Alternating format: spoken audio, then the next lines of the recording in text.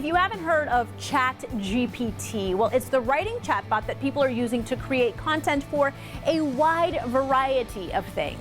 And while some say it's the greatest new thing to hit the tech scene, others can't help but think of all those sci-fi movies where AI creeps into our lives, steals our jobs, and overthrows our civilization. Yeah, well, one thing's for sure, a lot of people are talking about it and using it. So you can draw your own conclusions. We're looking at ChatGPT, how it works and how it can work for you. And that's our featured story at the top of the list. We're in the age of artificial intelligence, when computers are able to do more and more things than humans normally do. The latest, greatest tool is ChatGPT. Within 5 days, more than 1 million people were using it. That's Katina Michael, professor at Arizona State University's School for the Future of Innovation in Society. First, she explains, what is ChatGPT? ChatGPT stands for Chat Generative Pre-trained Transformer. That's a mouthful. What does it mean? So if I break down this big convoluted term, it's an artificial intelligence chatbot. A chatbot is a computer program that you type questions or commands into, and it gives you really well-written conversational answers. You write something and it responds to you as if it was a human. It's an advanced version of Siri and Alexa, for example. I'd call it on steroids. To use it, Google ChatGPT or log on to the website openai.com. Create an account and type anything you want. Let's look at what ChatGPT can do. Some people have said, write a poem for me or my child, write a song about my dog. Lots and lots of people using it so they don't have to think for themselves. Others using it for research purposes. So far, ChatGPT can't scrape the internet for answers. It only works from data that's entered into it, so it can't give you current info like today's weather. Yet. We have ChatGPT allowing us to summarize dense information in legal proceedings. It may also allow us to use it as an aid to enhance our learning and our writing. It writes jokes, it solves complex math problems. It could also help you write a resume and land a job. Prepare for a job interview and the possibilities of many different responses, not just from the same old, same old. So what you're doing is you're tapping into what I would call a collective brain, that hive mind we've always envisaged 30, 40 years ago and written about in science fiction.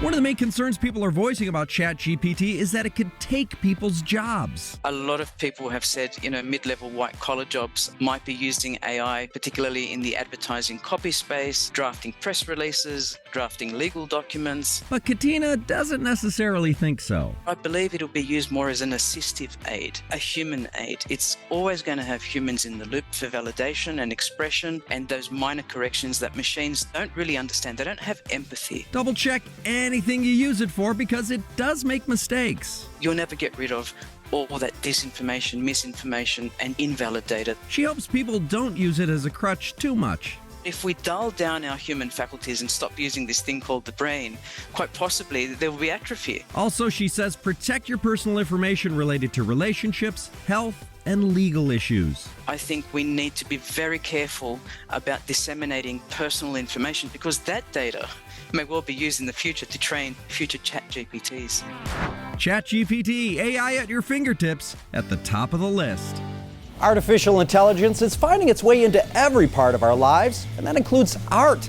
Now, while it's easy to assume that technology-generated artwork would look mechanical and boring, that's far from true. Jackie Denker has the story and some stunning examples of AI art.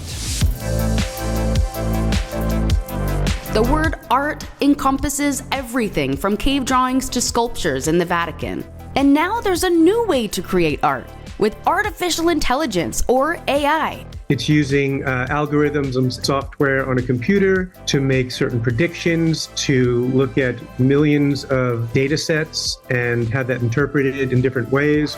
Stephen Sachs, founder and director of Bitforms Gallery, is giving us a primer on this new form of art.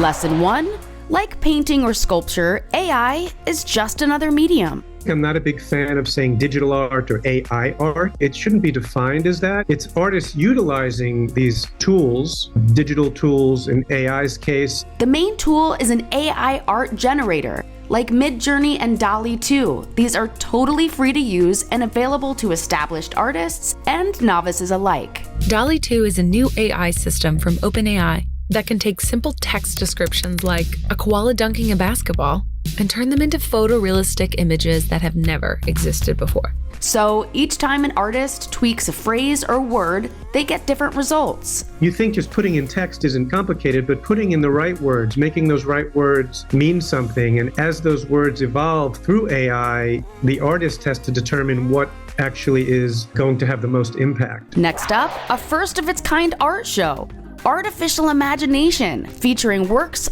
all built using AI. One of the main reasons for the show was to have this dialogue about AI, but also to show how you can live with the work. Because most of the art is generated digitally, this show lets the audience see a physical display. Sculptor Alex Reben used AI to help bring his vision into the physical world. He tweaked it to describe exactly what he was looking for. The physical work did not exist without the AI creating the language to describe it. There are other works displayed as well, from stills to video, all using AI as the medium. You can see the show for free at Bitforms Gallery in San Francisco, or visit them online at bitforms.art. Finally, whether you're artistic or not, you can give DALL-E 2 a spin. It's free and you own the copyright to whatever you create. Just create an account at openai.com. Enter some text of an image you want and create away. Each time you hit the Generate button, it modifies it further. On the cutting edge of creativity with AI in art. Hey everyone, I'm Jimmy Rhodes. And I'm Christina Guerrero. AI, or artificial intelligence, is spreading to nearly every field, including now legal services. Yeah, you can fight tickets, cancel subscriptions, even remove negative credit, all using an app. These automated services aren't for all legal issues, but they can be helpful for sure. The new world of lawyer bots is our featured story at the top of the list. Got a minor legal issue? We'll swap that Mercedes driving attorney for a lawyer bot, an AI-powered virtual lawyer that can handle most minor legal issues through a smartphone app. Lawyer bots are a very cost-effective way to allow everyday consumers to take on big corporations and including government bureaucracies for a fraction of the price. Attorney Ugo Lord says for consumers, there's only one do-it-all lawyer bot, the $12 a month Do Not Pay app, of which he has no affiliation. Because of their high success rates and their low subscription costs, they're certainly standing out in the crowd. He chose 3 common use cases for the lawyer bot, starting with fighting those pesky parking tickets. What lawyer bots do is they go in, read all of those pages of legal precedent and local ordinance that relates to parking tickets, and they look for a loophole for your specific case. You simply enter your information and let the bot battle the bureaucracy. They will file an appeal on your behalf, and there's a good chance you can win. Right now, they're sitting at around 69% success rate. Landing in our second spot, when travel gets turbulent, let the bots badger the airlines. With everything going on with the pandemic, airlines are offering their passengers a credit if they cannot travel. That means your money is tied up with the airline until you're ready to fly again. Lawyer bots have been able to successfully get these passengers a cash refund so the customers can use that money for other things. Next up, we're putting the lawyer bot to work on correcting credit report errors. It is a process that you can dispute, but it is time-consuming, expensive, and aggravating. Ugo says that when a lawyer or lawyer bot, in our case, sends a letter about these disputes, it gets special attention. It goes to their legal department. They pay closer attention to it. And when that happens, oftentimes they're able to remove these inaccuracies faster.